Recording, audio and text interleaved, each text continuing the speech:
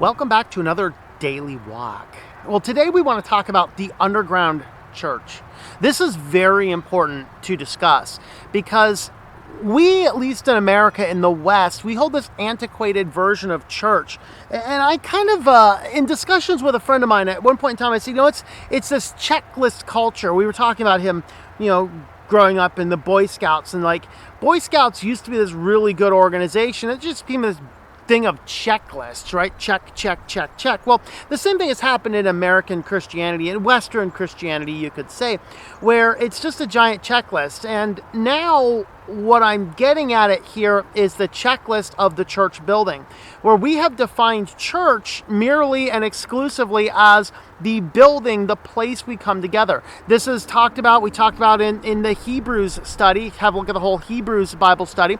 We talked about in the Hebrews Bible study how in Hebrews 10, there's a section near the end there that says, do not forsake the gathering of the brethren. And many people are like, well, you're skipping your church. Or some people will even use that to the extreme to say, if you don't go to church specifically and exclusively on Sunday, that's a sin. And no, that's not the case. And what I make the argument of is that not forsaking the gathering of the brethren doesn't have anything to do with the church building itself. It has to do with meeting and fellowshipping with the church universal, which may or may not be in a church building. So here in America and in the West, we have become accustomed to church being exclusively in the building. We got to go to church. We have to go to a building. We have to go to a certain place with a certain group of people. And then this is our church. The problem is that is a very first world thing. For years upon years, churches met in tombs and catacombs and houses. Even in China right now, there is a state church which has to replace the Ten Commandments with the bullet points of Mao,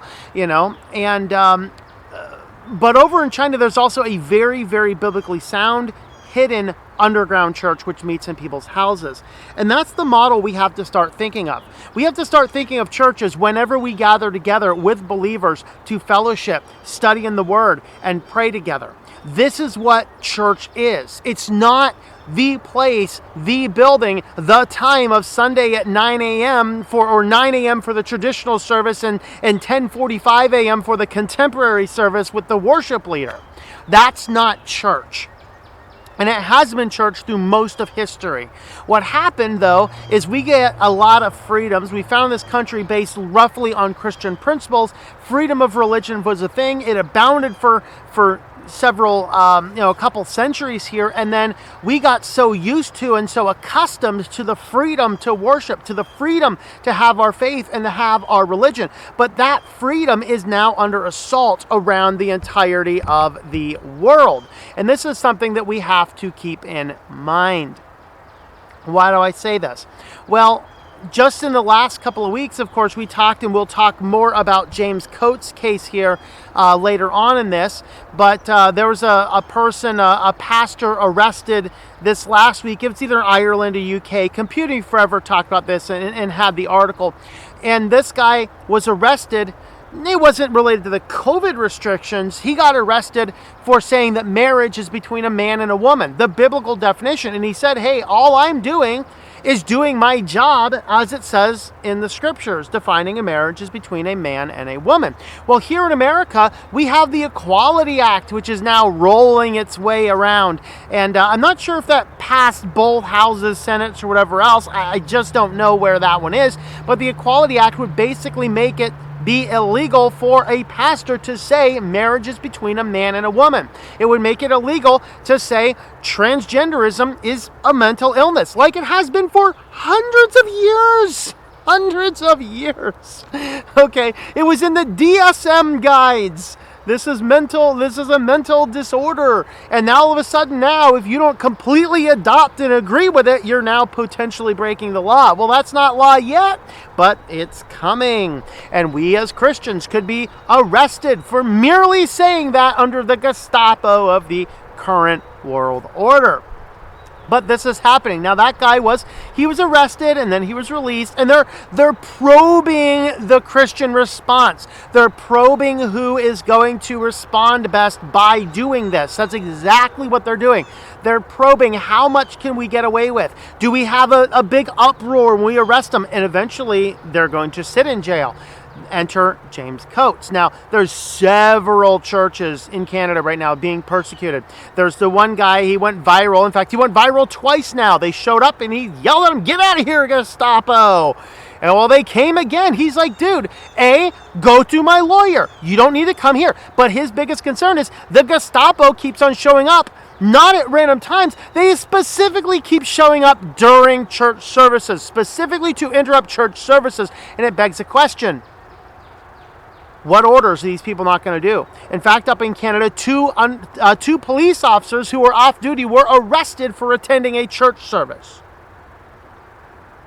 Why? Well, you're not allowed to have more than 10 people there. Sorry, you're 11 and 12. Handcuffs on. Here you go. That happened. Enter James Coates. So James Coates, of course, he said, no, this is a bunch of nonsense based upon actual scientific inquiry. In fact, this week, it's right about the time this video is going live. In fact, pray for James Coates Church. Their court case is set to be heard. And the prosecution in that case, I think it's Jenny, they're trying to push the judge to just cancel it. Why? Because Jim Coates is coming to the court with scientific information. And the government does not want to attempt to refute scientific information that justifies their draconian measures. But Jim Coates said, hey, we're going to preach the gospel. And it's very much like MacArthur's church. If you want to come, you can come. If you want to watch it live, you can watch it live. Whatever you want to do. And people have come to the church. He was in jail for over a month. They finally let him out, and then the police barricaded his church. So right now, what are they doing? They're meeting underground in undisclosed locations. You can see more information. In fact, there was an interview with him by Tim Hurd at the Bible Thumping Wingnut Network. Go check out his channel and resources if you haven't already. But what he's doing there, he actually talked to Jim Coates, had him on for an interview and whatnot. And what happened here is that they are so persecuted right now that now they are meeting in hidden, undisclosed locations so that they can continue to worship. And that is what is going to happen in the end time. So we have to cast off this idea that we got to go to a church at 9 in the morning or 10:45 in the morning on a Sunday morning, and that's our church. And then the rest of our life, we just live like a bunch of godless heathens. And that's honestly what most American professing Christians do. So I will encourage you to live by the words of your scriptures. But we want to go to Revelation because I want to show you that if you look in Revelation, there's 7 letters to the churches. Only 2 of these churches, only 2 of them did not have negative comments from Christ. And what was common about those 2 churches? Persecution. We're going to have a look at the church to the letter to the church in Smyrna, I believe. So we're going to look at Revelation chapter 2, and we're going to look at verses 8 through 11.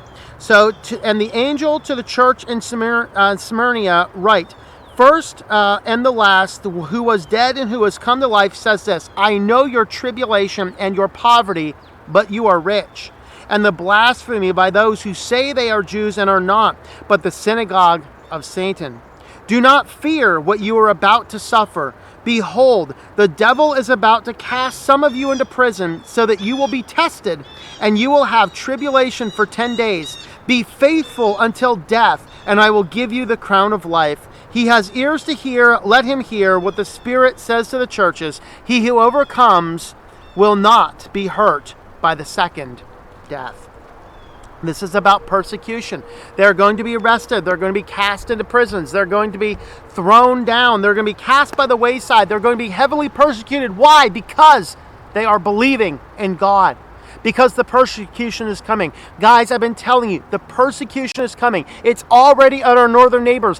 1 year and 6 months ago, Canada was a free country. Now I'd rather be in mainland China. It has become a police state.